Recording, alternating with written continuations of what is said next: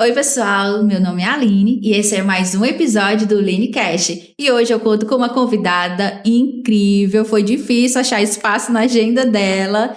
Ela é pastora, esposa, mãe, advogada e tem raiz assembleiana, gente. Ela, Larissa Reis. Olá, gente, que alegria estar aqui hoje, que alegria, Aline, participar do LineCast, que já começou aí com tanta graça. Muito obrigada pelo convite, né? Desde o ano passado a gente está tentando marcar esse momento, mas hoje deu certo, Glória graças a Deus. E hoje a gente vai conhecer um pouquinho da sua história, né, pastora?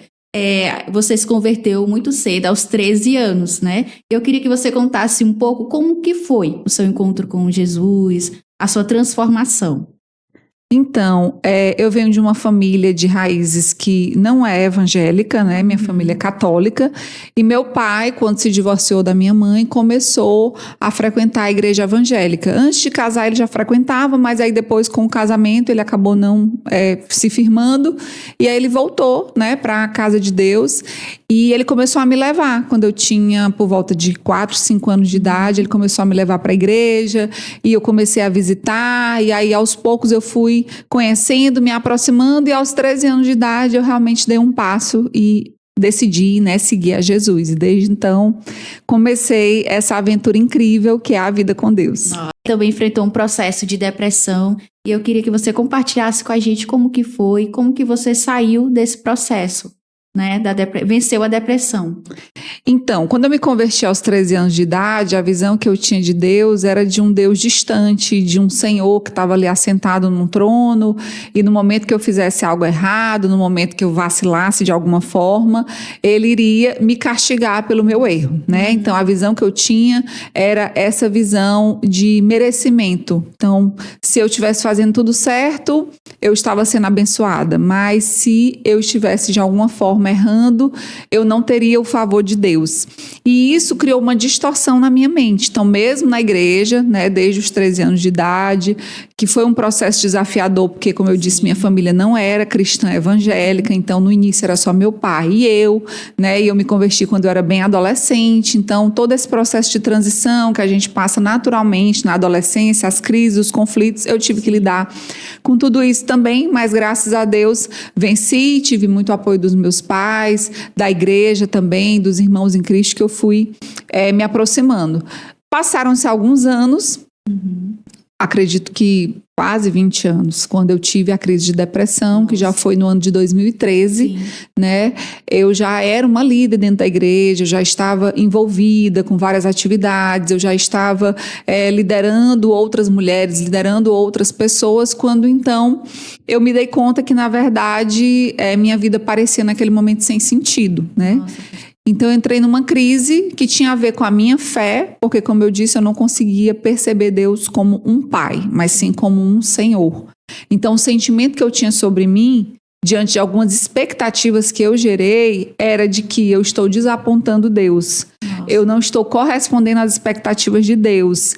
E Ele deve estar triste comigo. E aí, eu passei a me culpar também por ter adoecido. Então, eu via, eu estou buscando a Deus, eu sou uma mulher de fé cristã e estou passando por depressão, né? Então eu passei a me culpar também por isso, porque eu sempre tive essa luta com o perfeccionismo, com a cobrança exagerada, que vem lá da minha criação, né, das raízes. E tudo isso eu precisei trabalhar com Deus, busquei terapia, conversei com os meus pastores, me aconselharam a ir para o psicólogo, psiquiatra. Eu fiz tudo que estava realmente ao meu alcance para que eu encontrasse esse caminho de cura, né? E graças a Deus saí desse lugar, do fundo do poço.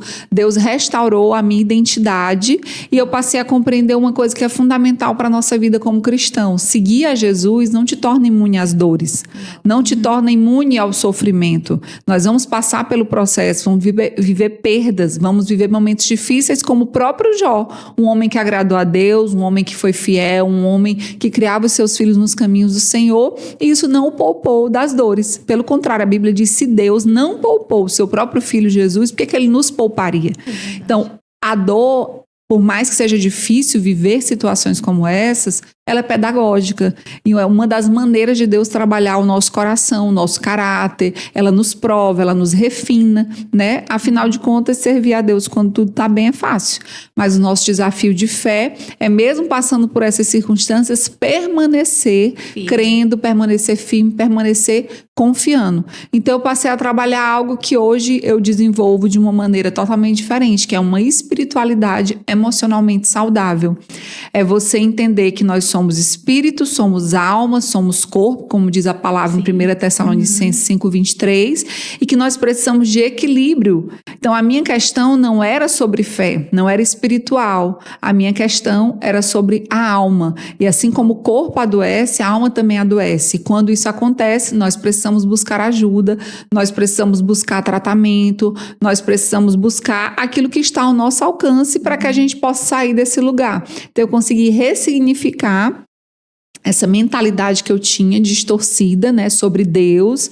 Eu passei a conhecer Deus como meu pai, né? Sim. Assim como o Jó também diz, eu te conhecia de ouvir falar, Ele agora os meus olhos... com a gente, né, pastora? Exatamente, agora os meus olhos te veem, né? Então eu passei a experimentar de um novo nível dessa paternidade, vendo o cuidado de Deus sobre a minha vida e entendendo que acima de qualquer título, acima de qualquer conquista, o maior título e a nossa maior qualificação é de filhos de Deus. Uau! E como que a gente pode ir no nível mais profundo, pastora? Há uma diferença, né, entre a religiosidade e você realmente ter um relacionamento com Deus. Como que a gente pode desenvolver no dia a dia, de uma forma simples e prática, esse relacionamento com Deus? Por meio da comunhão. Sim. A religiosidade fala do quê? De você submeter a um conjunto de regras, normas, dogmas, né, que foram estabelecidos como uma doutrina.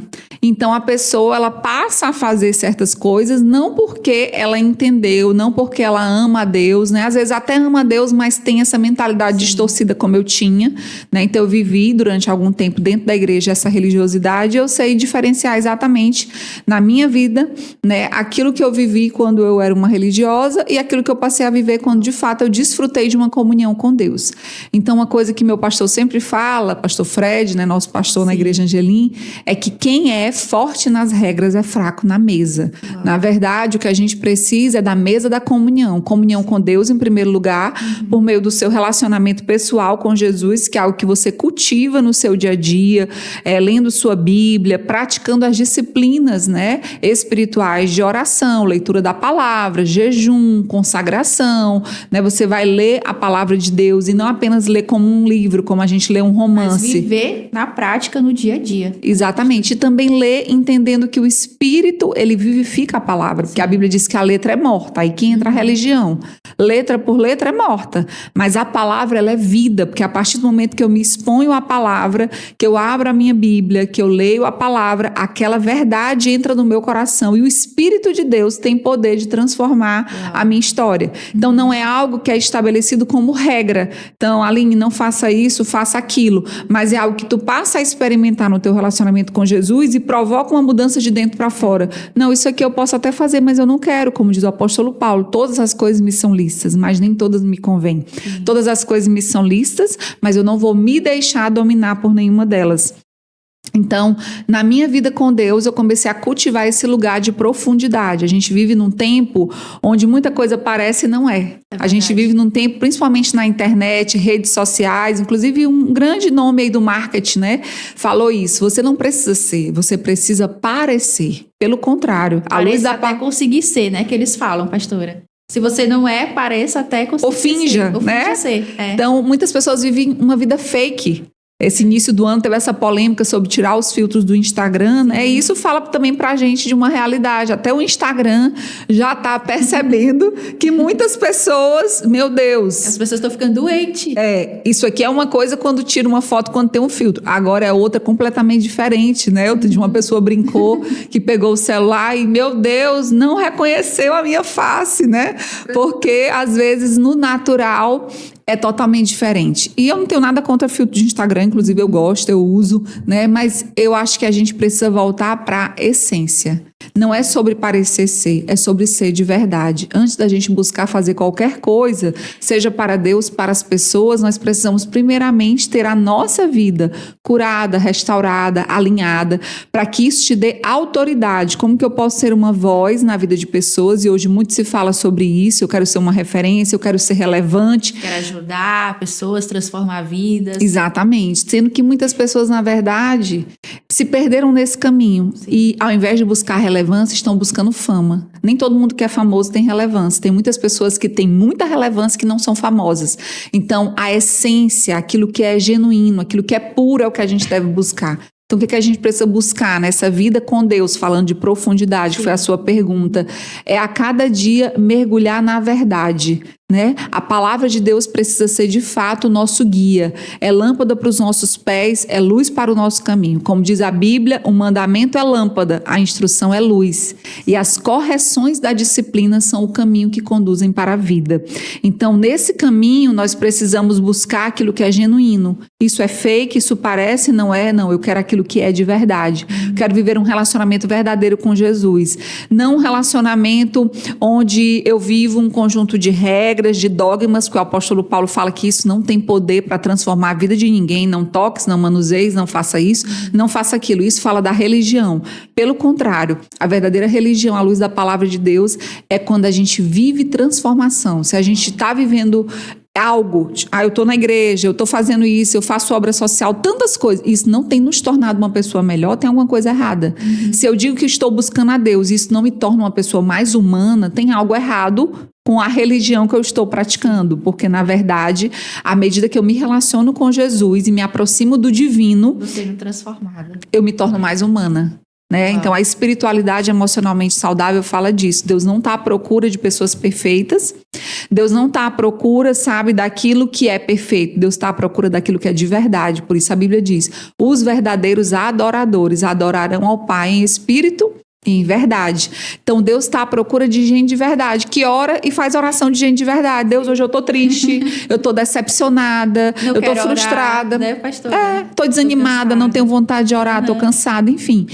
Isso vai nos aproximar de Deus, porque a palavra diz que ao quebrantado, né, Deus ele se aproxima. O humilde, ele está perto do Senhor, mas aquele que é soberbo, Deus resiste. Ao humilde, Deus concede sua graça, mas ao orgulhoso, o Senhor resiste. Pastora, e também tem muito aquilo da gente se cobrar, né? Deus ama a gente pelo que a gente é e não pelo que a gente faz. Às vezes a gente pensa, não, quanto mais a gente fazer, mais Deus vai amar a gente. E não é isso, né? Ele ama a gente pelo que a gente é. E à medida que a gente vai conhecendo a Ele, a gente vai sendo transformado, como você falou, e vai impactando outras vidas. Isso. Muita gente pensa no reino de Deus como as pessoas pensam no mundo, né? A gente está falando aqui num podcast cristão e a abordagem é sobre fé, então eu posso falar isso de maneira clara. No mundo, você tá nota 10 quando você está fazendo o quê? Produzindo. Então, tem gente que leva essa mentalidade para a sua vida com Deus. Então, eu quero estar ativo na obra, eu quero fazer, eu quero realizar, mas na verdade, uma ação direcionada por Deus vale mais do que 10 ações que não têm a direção dele. Uau. Então, muitas vezes a gente está fazendo coisas para Deus, em nome de Deus, que Deus nunca mandou fazer, à custa da nossa família, à custa do nosso descanso, à custa de uma mentalidade distorcida. Não, descanso é só no céu, não. A proporção é 6-1. 6 dias de muita ralação, 6 dias de trabalho, não foi assim? Deus fez tudo em 6 dias. No 7º dia, Deus descansou. Então, se descansar fosse fácil, não seria estabelecido como mandamento, né? Não é fácil para ninguém, porque quando a gente para, a gente entende o quê? Meu Deus, eu não estou produzindo. Eu tenho essa luta, né? Quando eu saio de férias. E aí, hoje eu me disciplino. Recentemente, tirei 15 dias de férias com a minha família, viajamos, passeamos, e eu fiz o máximo para desfrutar daqueles momentos e não ficar apegado. Ai, meus e-mails, eu tenho que responder. Quando eu tinha um tempinho ali, eu ia, olhava, respondia, esvaziava a minha caixa, que eu faço isso como hábito todos os dias, mas não daquela maneira assim, me cobrando como um peso, como uma responsabilidade. Então, a gente precisa ser menos fazedor, né? E ser mais adorador. Esse é um ano que nós temos declarado como igreja, que é o ano de realizar mais fazendo menos. Como assim, pastora? Não é na força do nosso braço. Mas quando você está alinhado com os céus, ao invés de você sair atirando para todos os lados, você passa a ser uma sniper, como a pastora Flávia sempre nos diz. Ela fala isso, inclusive, no livro dela, né? E você, então, vai ser certeiro. Onde que realmente eu sou indispensável? Quais são as coisas que eu posso delegar? Porque muitas pessoas têm adoecido, infelizmente, até dentro da igreja, por conta né? dessa mentalidade. Desculpa, por conta dessa mentalidade, né? Então, assim, não, eu que tenho que fazer. Não, quem disse que eu tenho que fazer? Muitas vezes a gente tem que cancelar a nossa agenda, deixar aquilo que a gente estava fazendo para ouvir e discernir qual é a voz de Deus. Então, nós finalizamos o ano de 2024, entramos no ano de 2025 debaixo dessa direção. Hoje nós encerramos como igreja 21 dias de jejum e oração, e buscando realmente, Senhor, qual é a tua vontade, qual é a tua direção para a nossa vida para o ano de 2025. E esse ano, né, ele fala de graça, é o ano da graça, é o ano do favor, é o ano de portas abertas, é o ano de janelas de oportunidades. Amém. E no ano de portas abertas e janelas de oportunidades, você tem que discernir quais são as portas que são para você. Porque nem toda porta que se abre significa que é de Deus. Às vezes Deus vai abrir 10, e aí você vai entrar por qual? Você precisa estar conectado com os céus para ter esse discernimento. Então, por isso que não é sobre o nosso fazer. O fazer, ele precisa ser uma consequência natural do ser, daquilo que nós falamos há pouquinho, né? Precisa ser algo que vai fluir a partir de uma vida que adora ao Senhor, de uma vida que tem comunhão com Deus. Do que adianta você estar lotado de atividade, segunda a segunda, cheio de compromisso, e você não para contemplar, você não para adorar, você não para ter tempo de mesa com a sua família, para viver momentos assim. Aqui a gente está conversando num podcast, mas isso aqui poderia ser num café, isso aqui poderia ser em qualquer outro lugar. Às vezes você não para trocar, para se relacionar. Para olhar no olho, né, pastora? Exatamente, para compartilhar. E a vida vai passando. Então não é sobre funcionar, muita gente está funcionando, é sobre fluir.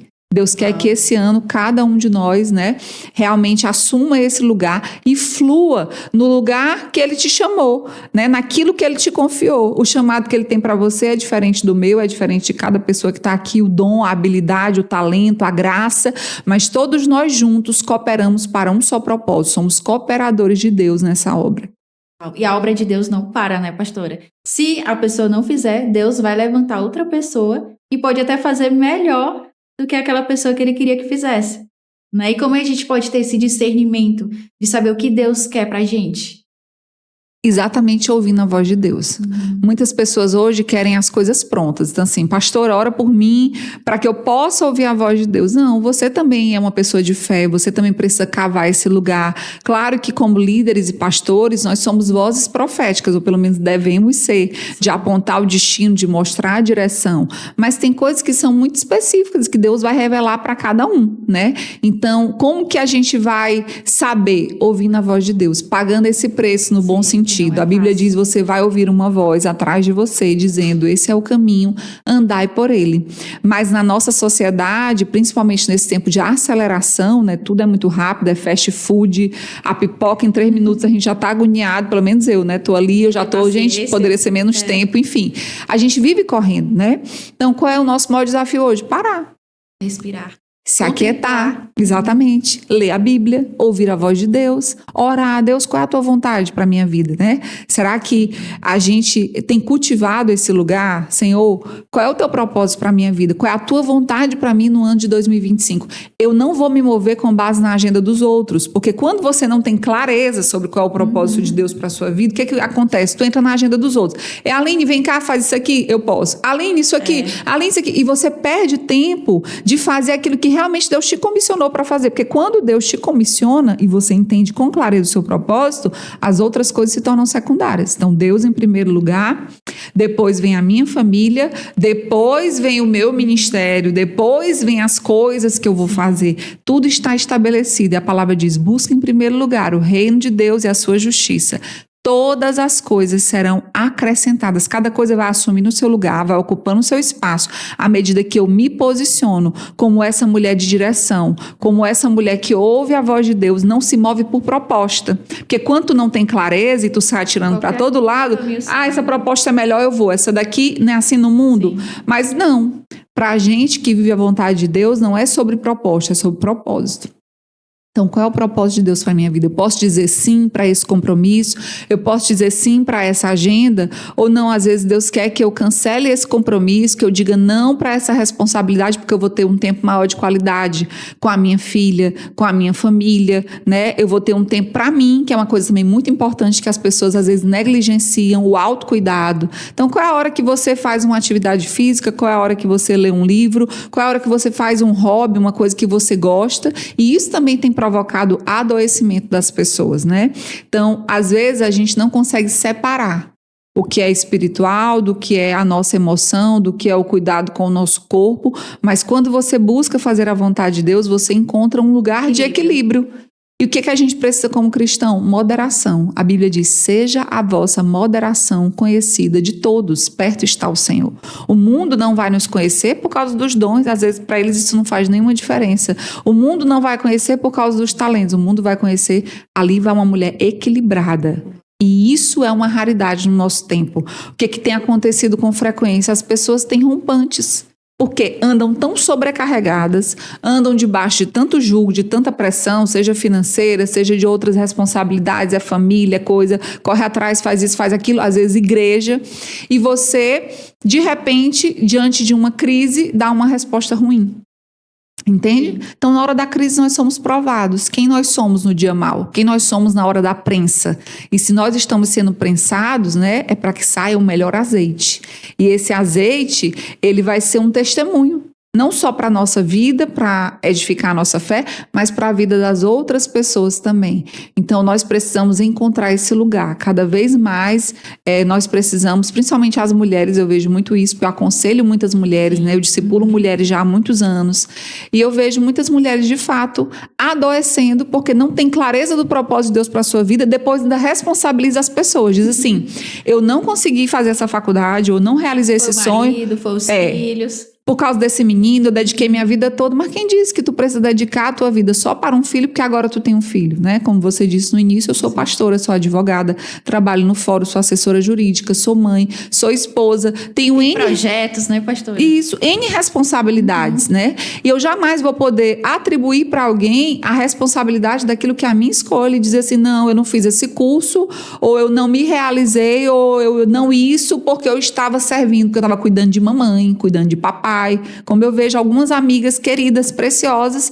e que não se permitiram se relacionar, casar, construir família, porque diz, não, eu estou cuidando da minha mãe. Sim, você pode cuidar da sua mãe, ainda que seja uma situação de uma pessoa acamada, mas você pode delegar responsabilidades, criar uma rede de apoio, estabelecer, né, uma rotina. Eu estou dando aqui só um exemplo para mostrar o quanto isso é sério. Então, nunca a gente vai poder, depois de chegar nos 80 anos, isso aqui eu não fiz, podia ter feito. Foi fulano, isso aqui foi você. Não, foi você.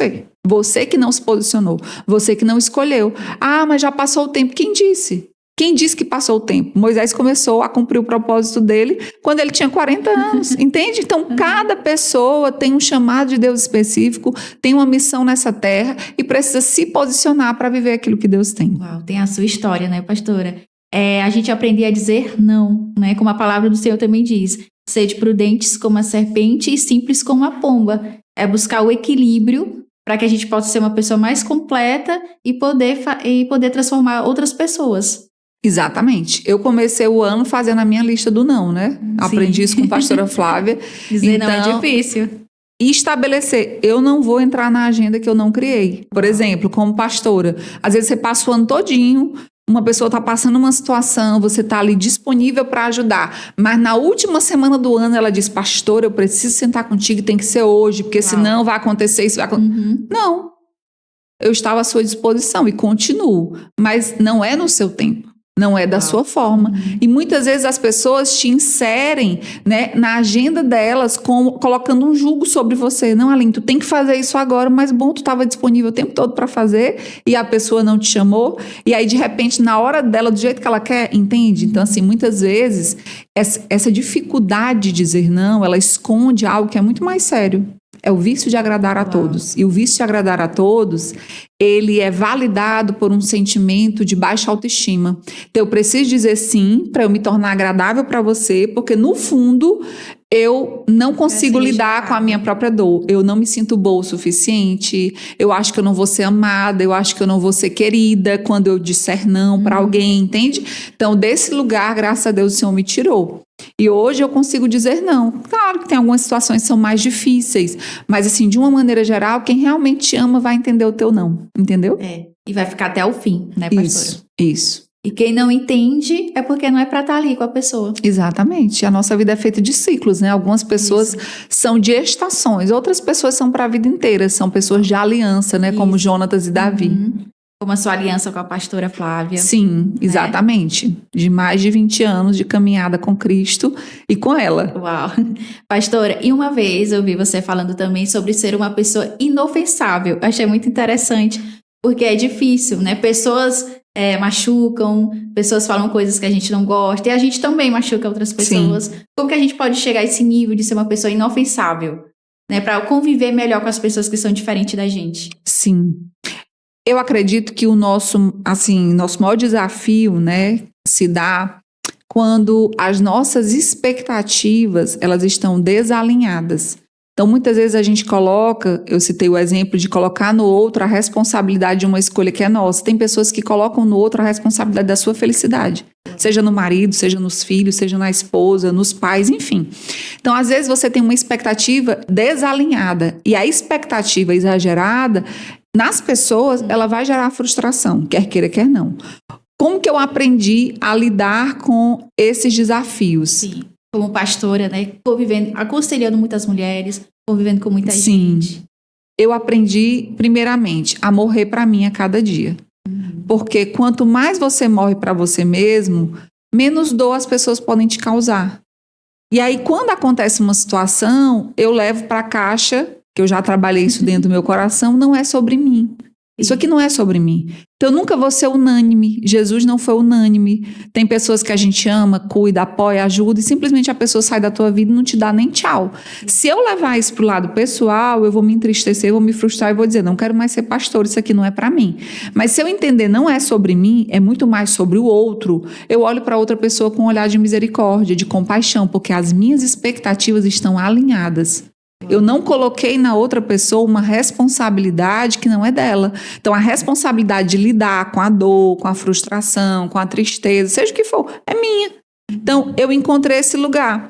E aí você se torna uma pessoa não fria, não é indiferente, porque a indiferença é a oposição do amor. Mas você se torna uma pessoa que não se ofende com facilidade. Geralmente, quem se ofende com facilidade é menino. Criança que é assim, né? Sim. Tá ali, aí, não, me chateou, não quero mais brincar, não vou mais dividir brinquedo. Minha filha tá nessa fase. Sim. Vai completar 13 anos de idade. Então, ela se chateia, mas daqui a pouco também ela já está amiga de novo, esquece, enfim. Então, geralmente, criança age dessa forma. Mas quanto mais você atinge maturidade, que tem a ver com crescimento, tem a ver com profundidade, vida com Deus. A palavra fala o quê? Suporte uns aos outros em amor. Sim. Não é no sentido de, eu tenho que suportar a fulana, mas eu preciso ser um suporte, eu preciso dar suporte, eu preciso ser um instrumento para que aquela pessoa possa vencer aquele desafio. Então, na verdade, nós precisamos, primeiramente, ser curado para que a gente possa ser instrumento de cura na vida dos outros. Então, quando eu tiro essa mentalidade de, é sobre mim, e eu passo a pensar, é sobre o outro. Talvez ele esteja vivendo um momento difícil, talvez ela esteja vivendo um momento que eu não estou sabendo, eu não estou compreendendo, e eu vou olhar para essa situação com um olhar de amor, de misericórdia, eu entrego para Jesus. Tem coisa que a gente oferta para cima, né? Esquece, né? Oferta para cima. A palavra diz, se você estiver indo oferecer sua oferta a Deus, e no caminho você lembrar que alguém tem algo contra você, não é só sobre você ter algo contra alguém. Alguém tem algo contra você, vai lá, conserta primeiramente o teu altar com aquela pessoa e depois volta para oferecer a tua oferta a Deus. Por quê? Porque Deus é um Deus de princípios. E Deus não quebra os seus princípios. Deus não muda a sua palavra para nos agradar. Eu que tenho que me submeter e me adequar à palavra de Deus. Como assim? Se algo está quebrado no relacionamento com o outro, independente de eu achar que eu estou certo, que eu estou errada, é obedecer. A palavra está dizendo, vai lá, conserta. Cumpre o princípio. Entende? Sim. Faz a vontade de Deus. É o próprio Deus que vai te respaldar. Ah, mas a pessoa não entendeu, a pessoa nem me pediu perdão. Pratica o perdão unilateral. Foi isso que Jesus fez na cruz. Pai, perdoa-lhes. Eles não sabem o que eles fazem. Às vezes a oração mais poderosa que você pode fazer é essa. Senhor, perdoa a fulana. Perdoa o ciclano. Ele não sabe o que ele está fazendo, entendeu? Mas quanto mais cheio da carnalidade, mais essas feridas grudam em você. É por isso que a Bíblia fala que nós precisamos fortalecer o nosso espírito, né? Gálatas 5, quando a palavra fala sobre as obras da carne e o fruto do espírito, ele vai dizer o fruto do Espírito: amor, alegria, paz, bondade, longanimidade, domínio próprio, mansidão, fidelidade. Contra essas coisas não há lei. Aqueles que estão em Cristo já crucificaram as suas paixões. Em outras palavras, você já viu um morto se reclamando? Lá, ele se levantando do caixão e dizendo: não, eu não gostei dessas flores, essa não é a cor que eu prefiro, tá ruim. Não, por quê? Porque morto não sente nem se ressente. É verdade. Então, quando a gente está muito ofendidinho, a gente está muito vivo na nossa carnalidade. Então, a gente precisa morrer. Primeiro para a nossa vontade, para a nossa carnalidade, para que o Espírito de Deus possa se manifestar a partir de nós. E aí, quando alguém vier nos ferir, eu vou dizer: não é sobre mim, é sobre ele. Ele precisa de ajuda, de cura, de restauração. Meu Deus, perdoa, não sabe o que faz. Você ressignifica e lida de uma forma completamente diferente. Então, resumindo, é tudo sobre a tua fé com Jesus.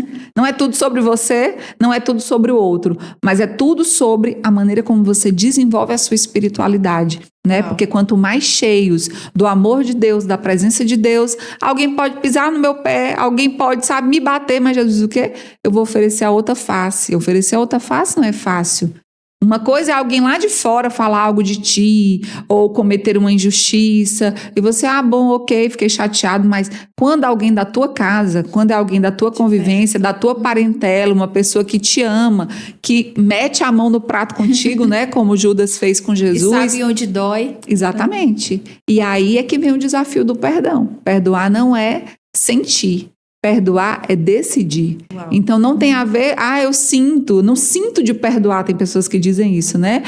Eu sinto vontade. Não, você não precisa esperar sentir vontade, você tem que cumprir aquilo que a palavra diz.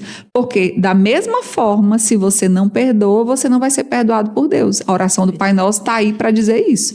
Perdoa os nossos pecados, assim como nós perdoamos os nossos devedores. Difícil. Não é fácil ser cristão. Não, não é difícil. fácil. Mas Jesus nunca disse que seria.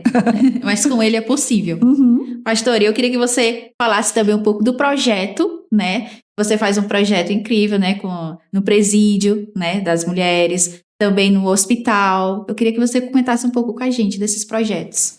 Então, esses projetos têm a ver com a missão que a gente está desenvolvendo aqui em Parnaíba, né? Nós somos pastores já há um tempo. Eu fui consagrada primeiro lá em São Luís, depois meu marido aqui já em Teresina, e nós nos mudamos para o Piauí no ano de 2020, né, para caminhar com os nossos pastores que também vieram do Maranhão.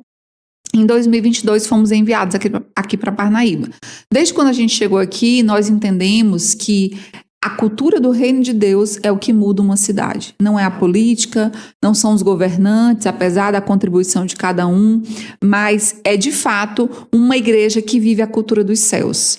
E a cultura dos céus fala de generosidade. Aquilo que Deus faz na minha vida precisa transbordar na vida das outras pessoas. Quando a gente pensa só nos próprios interesses, né, a gente não cumpre a vontade de Deus. Mas quando eu digo, eu vou parar aqui aquilo que talvez seja importante para mim, para fazer aquilo que é tão importante para Deus, então eu estou vivendo realmente o propósito que Ele tem. E eu entrei no fórum para trabalhar em abril do ano passado e me veio o convite. Pastora, você não quer começar um trabalho com as mulheres, né, na penitenciária? E eu, sem nem pensar, falei, quero. Porque eu entendi que era uma porta de Deus, vamos lá. E aí eu comecei a fazer esse evangelismo todas as sextas-feiras com um grupo de irmãs da igreja. Depois de um tempo, Deus me deu uma direção ano passado para a gente começar cultos. Então eu entrei com um pedido de ofício, né, para a Secretaria de Justiça e foi prontamente atendido, graças a Deus, o nosso pedido. E começamos a realizar cultos, né, em setembro do ano passado. Então todas as sextas-feiras nós estamos lá fazendo cultos com as mulheres. Levamos Santa Ceia, né, compartilhando compartilhamos ali também da palavra, no final comunhão, lanche, a gente sempre prepara algo especial para elas. Já realizamos 2 batismos ali dentro da penitenciária o ano passado e tivemos o privilégio de realizar o primeiro curso teológico na penitenciária para as mulheres. Então foi um curso de formação onde quase 50 mulheres receberam ali ministração durante toda uma semana. Esse curso valeu também como remissão de pena, né? Para cada dia de curso elas tiveram direito ali a alguns dias de remissão. Foi um certificado entregue no final. A gente fez uma formatura bem linda também em parceria com a Secretaria de Justiça, com todo o apoio da penitenciária. E nós vimos a glória de Deus, muitas delas já têm saído, inclusive essa semana eu encontrei com uma lá no fórum, procuram a gente, estão indo na igreja, né? A gente está vendo a transformação naquele lugar de tanta dor, naquele lugar de, né, tanta morte, de tantas perdas. O Espírito de Deus tem se manifestado e vidas têm sido alcançadas. É o poder do Evangelho, da redenção, né? Porque Jesus veio justamente para os doentes. Porque aqueles que estão bons, sãos, não precisam de médico. Mas ele mesmo diz que ele veio para os enfermos, né? Então a gente está ali toda semana, retomando agora esse ano, na sexta-feira agora, já também esse trabalho.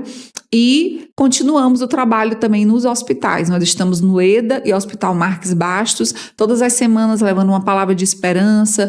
Lá no Hospital Marques Bastos ficamos na área oncológica, então pessoas que estão ali em câncer terminal, outras que estão fazendo tratamento, sendo acompanhadas, recebem uma ministração, louvor, oração, ungimos com óleo. Novo ânimo. Isso, uma palavra de fé, e muitas vezes é a última oportunidade que a pessoa tem. Já tivemos casos ali em que as pessoas estavam com morfina por conta da dor, e nós oramos, entregaram a vida a Jesus, e depois eu fiquei sabendo na mesma semana, olha, pastora, a pessoa estava só esperando a oração da igreja, e ela partiu e está com o Senhor, né? Então assim, a gente tem tido o privilégio de fazer parte do crescimento, da expansão do reino de Deus nessa cidade que é tão especial, que é tão amada. Eu não falei isso, mas Parnaíba fez parte da minha infância, né, da minha adolescência. Sempre vinha para cá nas férias com meu pai e nunca imaginei que um dia eu estaria servindo a Deus e servindo a essa cidade que a gente ama, né?